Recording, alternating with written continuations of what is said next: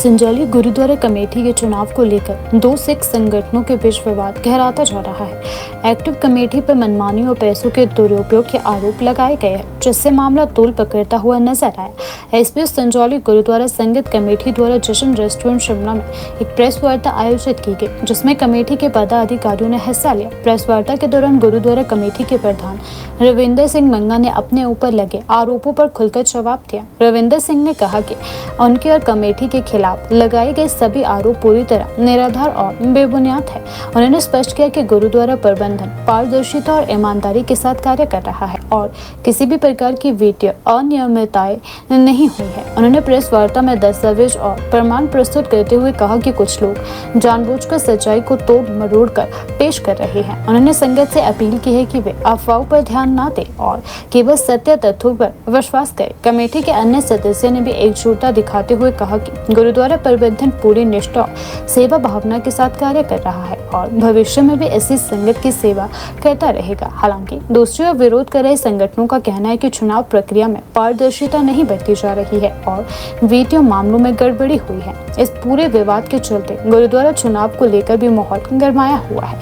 अंत में कमेटी ने सभी पक्षों से शांति सौहार्द बनाए रखने की अपील की और कहा कि किसी भी विवाद का समाधान बातचीत और आपसी सहमति से निकाला जाना चाहिए। तो मैं ये शुरू करता हूँ। मैं अपना बता दूँ, मैं प्रेसिडेंट रविंदर सिंह मंगा, जो पिछले 8-9 सालों से लगातार शायद तीसरी चौथी बार जीत के वहाँ से आ रहा हूँ और सर्वसम्मति से ही हर बार अध्यक्ष के रूप में आ रहा हूँ। ये हमारे जनरल सकत्तर सरदार जसवीर सिंह जी हैं, ये हमारे प्रीतपाल जी है असिस्टेंट सेक्रेटरी है। तो जितने हमारे ये सब आए हुए हैं, सब किसी न किसी हमारे उसमें जुड़े हुए हैं और ये हमारे लगभग सारे मेंबर हैं। तो ये जो 10 तारीख को शायद प्रेस कॉन्फ्रेंस की थी उन्होंने ये बहुत बड़ा मुद्दा बना दिया, जो इतनी बड़ी बात नहीं थी। जैसे उन्होंने बोला कि भी मीडिया में वो पहले आए तो आप लोगों को ही पता कि हम नहीं आए। अब हम सामाजिक कार्यकर्ता हैं, मेरी तो आए दिन कोई ना कोई फोटो या कोई कुछ चला रहता है, काम सेवा में चली रहती है। बोलते जी आप फेसबुक में आए, आप अमर उजाला में आए, तो इसका तो आप ये लोग समझ ही सकते हो। तो सबसे पहले बात मैं शुरू करूँगा सरदार कश्मीर सिंह जी से, क्योंकि उन्हीं के नाम से ये चिट्ठी पत्र चल रहा है। तो मैं कश्मीर जी का बताऊं कि भाई सरदार कश्मीर सिंह जी, मैंने 18 साल उनके साथ पहले भी काम किया। मैं अपने बारे में बताऊं तो मेरे को 42-43 साल हो गए मैं गुरु घर के साथ जुड़ा हुआ हूँ और पिछले 4-5 प्रधान जो रह चुके हैं मैंने उन सब के साथ काम किया है। और आज की डेट में अगर जो मैं प्रधान बना हूँ तो मुझे सिमरनजीत सिंह जो जलंधर से आए हुए, जो यहाँ से बोधन कर रहे थे, पंजाब से आए हुए, तो उनके दादाजी ने ही मुझे बनाया था। और अगर जब सब प्रधानों ने मेरे को सब हर कमेटी में रखते थे तो इसका मतलब शायद कोई मेरे अंदर गुण होगा, कोई अच्छा इंसान होगा या कुछ भी होगा, जो कुछ जैसे भी बोल सकते हैं। आज तक तभी हम सारी कमेटियों के साथ हमने काम किया। तो ये मैं लगभग कोई 15 साल का था। और अगर जो आज की डेट में देखा जाए तो जितने जितने बुजुर्ग आदमी हैं, मैं देखा जाए तो उम्र में सख्त छोटा हूँ, 58-59 साल मेरी उम्र हो गई है और मेरे को 40-42 साल हो गए यहाँ पर सेवा करते हुए। और हर पोस्ट में रहा हूँ, कहीं स्टोर कीपर, कहीं वाइस प्रेसिडेंट, कहीं। तो सिर्फ बात इतनी है कि मैं एक सड़क छाप हूँ, एक गरीब आदमी हूँ, इस करके वो सिर्फ नीचे लगाना चाहते हैं, बाकी और कोई बात नहीं है। कश्मीर सिंह जी, आपको मैं याद करा दूं, कोई 26-27 साल पहले ना, वो पहले भी गुरुद्वारा साहब के डॉक्यूमेंट लेके भागे थे, क्योंकि जो सीनियर आदमी है उनको पता है, क्योंकि उनका काम गुरुद्वारे के ऊपर केस करना, डॉक्यूमेंट लेके जाना, वही काम था। और उन्होंने केस पहले भी किया था और तब भी ये हार गए थे। चलो उनकी बात छोड़ देते कि अब 78-79 साल की होगी, अब उनको उम्र में क्या बोले।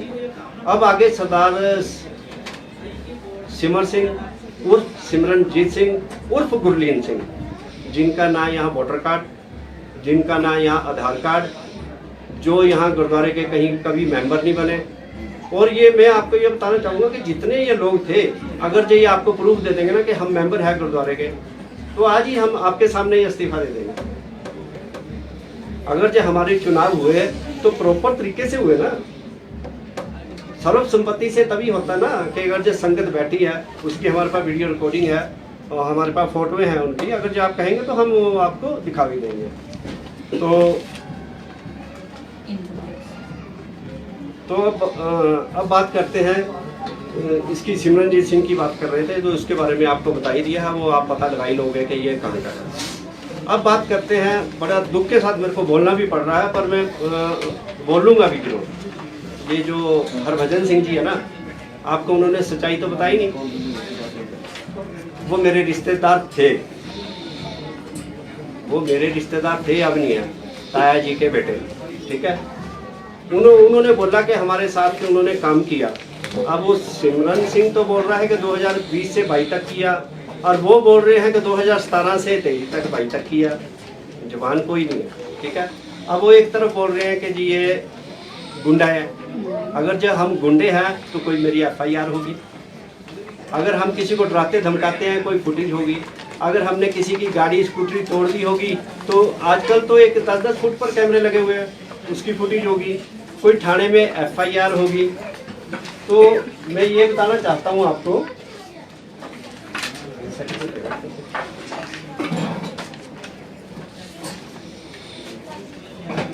देखिए, अगर जब मैं गुंडा हूँ या मेरे को कोई जानता नहीं है, ये मेरे को जो सर्टिफिकेट मिले हुए हैं ये ऐसे तो नहीं मिले होंगे, या कुछ अच्छा काम किया होगा तभी मिले होंगे। इंटरनेशनल लेवल के सर्टिफिकेट है, क्योंकि हम एक सेवादार हैं, हम एक सेवादार हैं।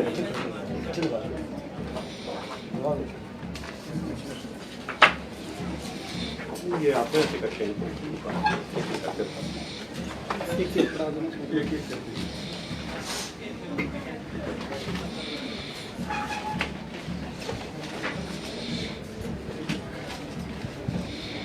तो इसमें बीजेपी की सरकार भी रही है, कांग्रेस की सरकार भी रही है।